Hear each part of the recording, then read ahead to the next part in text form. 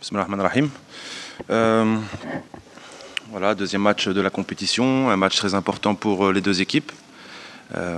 Pour nous, pour pouvoir se qualifier, pour le Liban, pour espérer justement de se qualifier pour ce deuxième tour. Voilà, on s'attend à un match pas facile. On a vu le Liban contre l'Égypte, une équipe avec beaucoup de solidarité, beaucoup d'envie, qui donne tout sur le terrain. Donc on sait et on s'attend à ça, d'avoir une équipe en face de nous qui va nous poser des problèmes, surtout sur l'aspect défensif. Donc voilà, en tout cas, la priorité après ce match du Soudan, c'était de bien récupérer.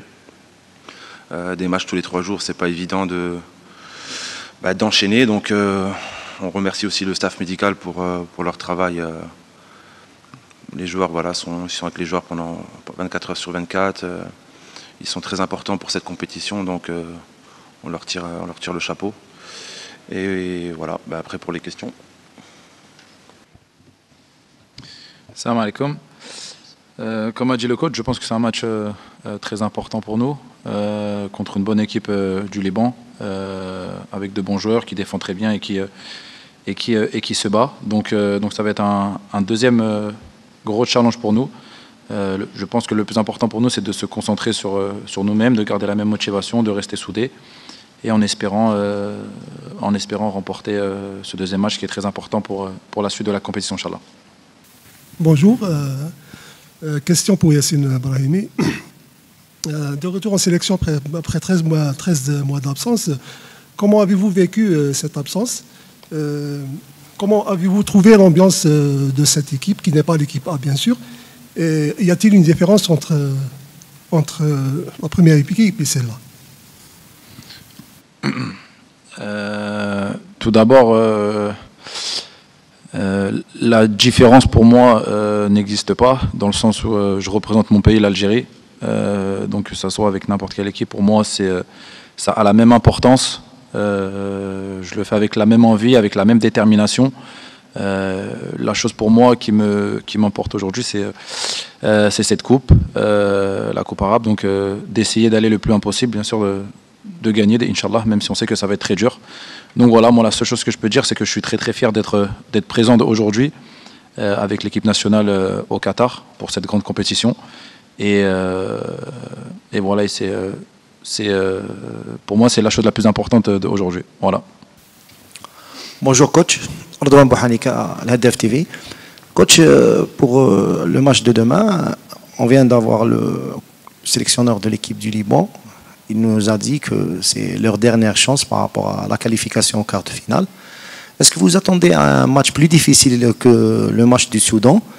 Et qu'est-ce que vous en pensez de cette équipe du Liban qui a bien défendu contre l'Égypte? Deuxième question, si vous permettez, est-ce qu'il y aura un turnover par rapport aux 2 jours de récupération qui sont pas suffisants pour le groupe? Ouais, comme je l'ai dit tout à l'heure, c'est vrai que pour le Liban, c'est leur dernière opportunité pour justement espérer se qualifier pour ce deuxième tour. Et c'est sûr que ça va être un match difficile, un peu plus difficile que le Soudan. Pourquoi? Parce que déjà, plus on avance dans la compétition, plus les matchs deviennent encore plus durs. Je refais un petit retour sur le match du Soudan. C'est vrai que c'est nous qui avons facilité ce match à travers justement cet état d'esprit des joueurs, qu'ils ont respecté toutes les consignes. On a mis beaucoup de pression en première mi-temps, on a marqué beaucoup de buts très vite, donc c'est ça aussi qui a facilité le match. Et le Liban, écoutez, depuis que Ivan Asek a repris cette équipe-là, c'est une équipe qui a toujours donné des problèmes aux équipes contre qui ils ont joué. Je vous donne un exemple, contre l'Iran, ils gagnent 1-0, ils prennent 2 buts à la fin. La Corée, ils perdent 1-0, des matchs nuls, contre les Émirats 1-0. Et tout ça toujours vers la fin de match ou en deuxième mi-temps. Donc ça montre que c'est une équipe qui a beaucoup de hargne, qui a une solidarité défensive collective qui est à saluer. Donc voilà, on s'attend à un match très dur. La deuxième question, oui, pardon. En ce qui concerne la rotation de l'effectif ou pas, bon, c'est sûr que je ne vais pas donner d'éléments ici, mais et comme je disais tout à l'heure, c'est le problème de toutes les équipes. Avoir 2 jours de récupération, jouer à J+3, c'est un peu compliqué parce que généralement entre les deux matchs, on est qu'en mode récupération, on ne peut pas trop forcer parce que c'est la période la plus critique, 24-48 heures après un match. Mais voilà, en tout cas, c'est que il faut prendre en compte tout ça. Et aussi, le plus important aussi, c'est de prendre en compte tout ça pour gagner ce match-là. Donc vous verrez, Inch'Allah, le jour du match. Hi, my name is Rayhanuddin. I'm from Middle East Eye. Coach, I'd like to ask you a question about the human rights situation in Qatar. So a lot of European countries such as Norway, Germany, Netherlands, they did protests during FIFA World Cup qualification games to highlight the issue of human rights in Qatar. I just wanted to ask, is this something that your players plan on doing at any point ahead of major FIFA tournaments such as this one or next year at the World Cup? And then for Yassin, I would like to ask, in the opening ceremony, the celebration seemed like it was not just Qatari, but of the Arab world in general. You know, there were performances from Algerians, Iraqi, Lebanese performers. Do you feel a sense of solidarity, and do you think this tournament is helping to bring like the Arab world together? And do you hope that next year at the World Cup, that it's not just a Qatari World Cup, but a World Cup for all Arabs? Thank you.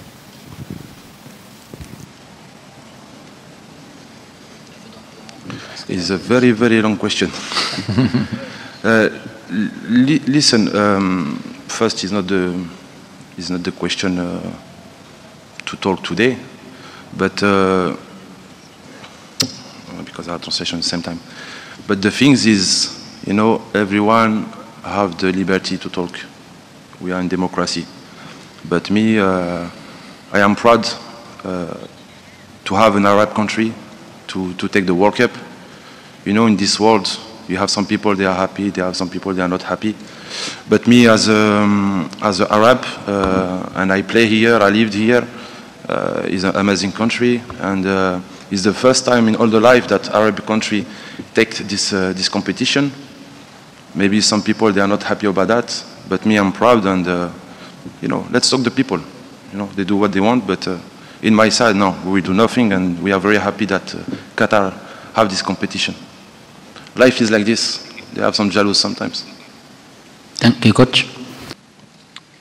La première des choses que je peux dire, c'est que, bien sûr, j'espère que la solidarité entre les pays arabes, et pas seulement, entre tous les pays du monde, vont se fortifier dans le futur. Bien sûr que je pense que le sport est un levier, justement, pour que toutes ces choses-là s'améliorent, que toutes les relations s'améliorent.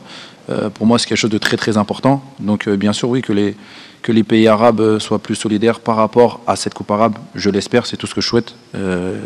La paix, c'est la chose la plus importante. Et je pense aussi que cette coupe du monde, avec différentes cultures, différentes nationalités et religions, peut aussi améliorer les choses. Donc c'est tout ce que je souhaite, que les choses se passent de la meilleure manière possible, dans la paix, le bonheur, et voilà, c'est tout ce que je souhaite pour ces futures échéances, Inch'Allah. كوتش بلال نصور مراسل صحيفة التلغراف العربية في أستراليا، بعد قراءتك لمباراة لبنان ومصر، هل فاجأك مستوى المنتخب اللبناني؟ ومن هي العناصر التي لفتت نظرك في هذه المباراة؟ وشكرا.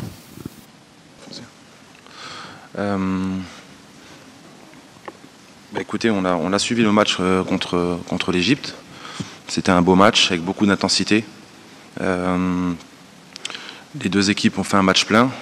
En première mi-temps, c'est vrai que l'Égypte a eu beaucoup d'opportunités pour justement casser ce match-là. Le Liban a bien tenu, et c'est à l'image du Liban que nous avons observé pendant les qualifications de Coupe du Monde. Après, voilà, on va pas rentrer dans les détails techniques, mais c'est vrai qu'on a vu beaucoup de bonnes choses, beaucoup de mauvaises choses. Donc à nous de les exploiter. Mais ce qui est sûr, je le rappelle, c'est vraiment un collectif. Cette équipe, c'est vraiment un collectif avec un bon Hamas, on va dire, hors du commun. Donc voilà leur force. Après, sur des individualités, oui, ils en ont. Ils en ont offensivement, des joueurs qui peuvent faire la différence à tout moment. Et voilà, je vais m'arrêter là. Thank you, coach. Next. Yes. Mahdi Dahak, DZ Foot. Question à Yassine Brahimi. Pour rebondir un peu sur la question de mon collègue tout à l'heure sur ton retour, on va dire, en sélection. Djamel Belmadi a toujours dit que tu étais toujours à la disponibilité de la sélection, même si tu n'étais pas appelé les derniers temps. Là, tu reviens dans cette compétition. On t'a vu lors du match contre le Soudan. On a retrouvé le Brahimi qui déborde, qui dribble sur les côtés. Ça fait longtemps qu'on n'a pas eu ça. Tu retrouves en sélection, même ici, tu retrouves Belaïli qui, lui, justement, joue en sélection A. C'est-à-dire que tu as parlé tout à l'heure de la concurrence, de toujours vouloir être disponible pour la sélection. Est-ce que tu penses que c'est une chance aussi pour toi pour la Coupe du Monde éventuellement ou pour la CAN qui arrive? Retrouver le Yacine, je ne sais pas si je pourrais dire ça. Maintenant, moi, je suis quelqu'un, je suis un compétiteur dans l'âme. Donc, je ferme aucune porte. Je suis là pour gagner. Dans un premier temps, bien sûr, c'est un collectif. Après, bien sûr, après, il y a les performances individuelles. La vérité, je vais être sincère, moi, mon focus aujourd'hui, c'est cette Coupe arabe. Je suis venu ici pour gagner, pour prendre du plaisir. Voilà, maintenant, la seule chose que je peux dire, c'est que je reste un compétiteur. Je suis ouvert à tout type de compétitivité. Donc, j'ai aucun souci. Moi, je suis quelqu'un qui travaille beaucoup. Certes, ça fait plusieurs mois que je n'ai pas été en sélection. Ça ne m'empêche pas de continuer à travailler, à essayer d'être le meilleur dans mon club. Et le reste, Inch'Allah khair, ça, le destin nous le dira. Mais en tout cas, moi, le plus important aujourd'hui, c'est la Coupe arabe, c'est d'être performant aujourd'hui, voilà, de rendre la confiance que le coach m'a donnée. Et voilà, rien de plus. Thank you. Next. Thank you. مرحبا مجيد، مرحبا إبراهيم، جمعة مباركة. نعلم يقينا أن المنتخب الجزائري الأول حقق انتصارات متتالية في عديد المواجهات ويمتلك رقم قياسي على المستوى الإفريقي ولربما يحطم أيضا أرقام كبيرة على المستوى العالمي. ألا يشكل هذا الأمر ضغطا عليكم كمنتخب رديف للمنتخب الأول؟ ونعلم جيدا أيضا بأن 60% تقريبا من التشكيلة الحالية تتواجد مع المنتخب الأول. الأسماء البديلة كيف تعملون على صناعة الانسجام مع الأسماء الحاضرة مع المنتخب الأول؟ سؤالي الثاني أيضا مجيد، أنت كنت هنا في قطر طبعا كلاعب وأيضا كمدرب مع نادي التحيل تحت 23. ياسين إبراهيمي أيضا يلعب في قطر. هل تعتقد بأنه سيساعدكم هذا الأمر في أن تظهروا بصورة جيدة، خاصة وأنكم تعرفون ملاعب قطر جيدا وتعرفون الأجواء هنا في قطر؟ Thank you. C'est vrai que aujourd'hui l'équipe d'Algérie est très attendue par beaucoup d'équipes. On a un statut voilà, que les joueurs assument, qu'on assume, et au contraire, ça reste une source de motivation pour les joueurs, parce qu'on a des compétiteurs, et un compétiteur il a besoin de ça. Et on le sait que maintenant les équipes, encore plus après ce match-là, malgré qu'il n'y a pas tous les joueurs de l'équipe A, que toutes les équipes vont essayer de nous battre, vont essayer de nous mettre en difficulté.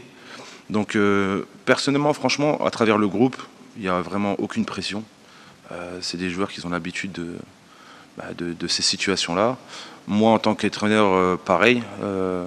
J'ai cette expérience quand j'étais joueur avec cette pression-là, donc on l'assume entièrement. Et généralement, c'est une source de motivation. C'est de l'adrénaline pour les joueurs, pour permettre justement de passer un palier, de performer. Et donc voilà, donc non, on est conscient de tout ça et on l'assume le plus normalement du monde. Et pour la deuxième question, oui, le fait d'avoir joué ici, écoutez, les stades, déjà les stades sont extraordinaires, les conditions sont extraordinaires, le climat est magnifique, donc voilà, ça change pas grand-chose, le fait de jouer ici ou ailleurs, parce que le climat est à peu près pareil, que ce soit en Algérie ou en Europe. Mais non, c'est complètement différent. C'est complètement différent. Là, on est vraiment dans une ambiance Coupe du Monde, organisation Coupe du Monde, on le ressent. Donc voilà, pour cette expérience-là, moi personnellement, elle me sert à pas grand-chose, parce que là, on est dans le haut niveau avec des joueurs de niveau international. Salam alaikum. C'est vrai que cette compétition est différente du championnat qatari, mais bien sûr, c'est sûr que j'ai la chance d'avoir mes repères, on va dire, vu que ça fait 2 ans et demi que je suis là. Donc bien sûr, ça facilite. Pardon, c'est des stades que je connais, des infrastructures que je connais déjà. Donc oui, j'ai la chance d'être là depuis 2 ans et demi et on peut dire oui que ça me facilite. Last 2 questions, please. Bonjour coach, bonjour Yassine. Nazim Bessol, Botola.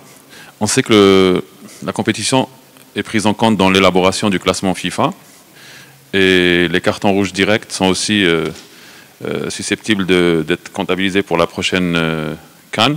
Est-ce que ça constitue un facteur de pression supplémentaire pour vous dans la composition du 11 ou durant ce tournoi? En sachant qu'il y a des joueurs qui peuvent jouer la CAN en janvier prochain. Bah écoutez, c'est vrai que ça c'était une grosse interrogation. On entendait rien n'était clair juste avant la veille de la compétition. Mais ce qui est sûr, c'est que ça n'a pas d'impact sur le classement FIFA, sachant que le coefficient est très faible. Donc après, bon, je trouve que c'est un désavantage pour les autres équipes africaines. Mais pour nous, voilà, si on gagne, donc on a des points en plus, mais sans impact réel du tout. Après, en termes de pression, non. Non, comme je vous l'ai dit, ça fait partie du métier et on aime ça. On aime ça, avoir des challenges, que ce soit moi ou les joueurs. Et même les joueurs, ça les motive encore plus. Donc c'est qu'une source de motivation et voilà, ça n'aura aucun impact sur la suite pour l'équipe A. Sachant que c'est pas du tout le même entraîneur, c'est pas du tout la même équipe.